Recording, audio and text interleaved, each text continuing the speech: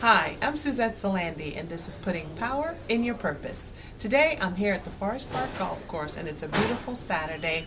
And joining me today is Mr. Tim Saunders, the General Manager of the Forest Park Golf Course, and also a pro golfer himself.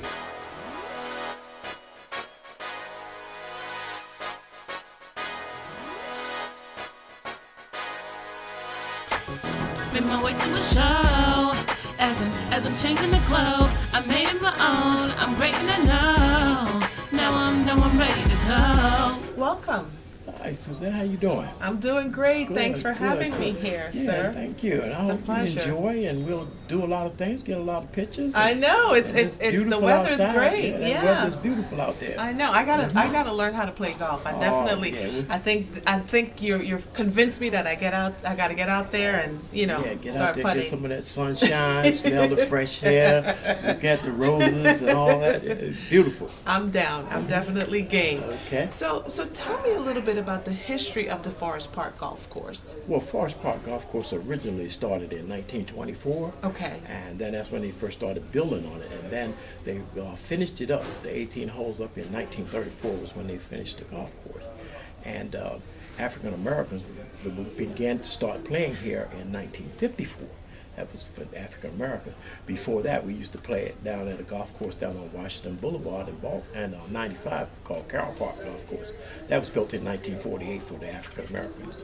So 1948 Carroll Park, and then you transitioned 1954 here Yes. to Forest Park. Yes. And so it was quite interesting, I'm sure, because I'm sure African Americans during those times weren't really allowed to play golf. Am I correct? Well, they not at any of the city golf courses. That's why they built the one in 1948 for them down at Carroll Park. I mean, they were playing, but they were dedicated a Monday. Monday was one of the days that they could come up and play golf. But that was only because that was caddy days, and all the doctors and all the professional people were off on Monday, so they allowed the African Americans to come play at the golf course on Mondays. Interesting. And so 1954 is when everyone could come and play. Right. Basically. Interesting. Basically, Yeah. So fast forward here in 2015, and tell me a little bit about some of the programs that you offer at the golf course. Well, here at Forest Park Golf Course, we offer programs, golf clinics for ladies, golf clinic for men, and also golf clinics for juniors. And we just partnered up this year with the First Tee.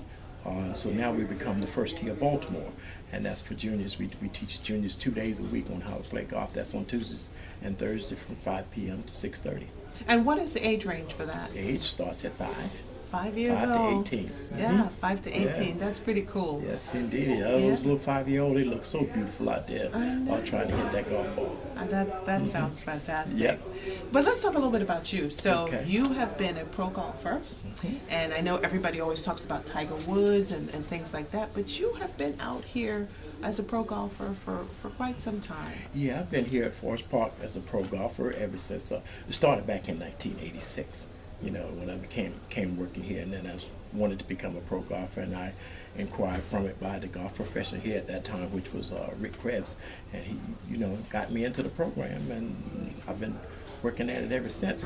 So I officially became a member in 1995, and I've been a member and the head pro here at Forest Park Golf Course since 1995. That's amazing. That's amazing. And I said most people don't know that about you. Mm-hmm. The other thing is you do a lot for the golf profession with young people, Yes. especially African Americans. Right. Talk a little bit about that. Well, we got a lot of African Americans that have come here through our junior golf program, and they've gone on to do better things. We've had some African Americans that come here that have gone to Stanford, Hampton, Johnson C. Smith, South Carolina State, Inertia in North Carolina.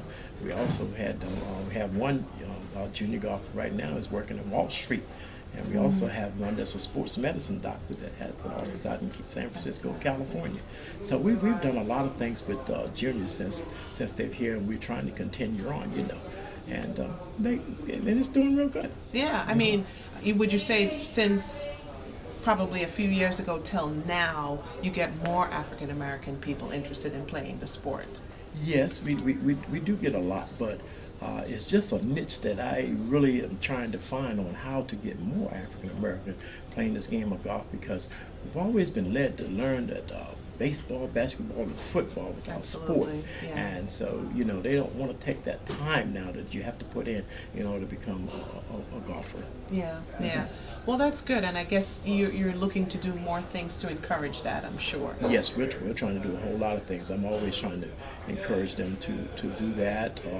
A lot of them come out is because the parents want them to come out, and really I'm fighting against that peer pressure. Yeah. A lot of kids don't play golf, and they think it's a sissy sport when their friends come out to play golf, so they don't want to go against that peer pressure. And that's what we're fighting against, as well as all the guidance of them going to play football, basketball, and baseball. Right, which is typically their first choice. Right. Yeah. Mm-hmm.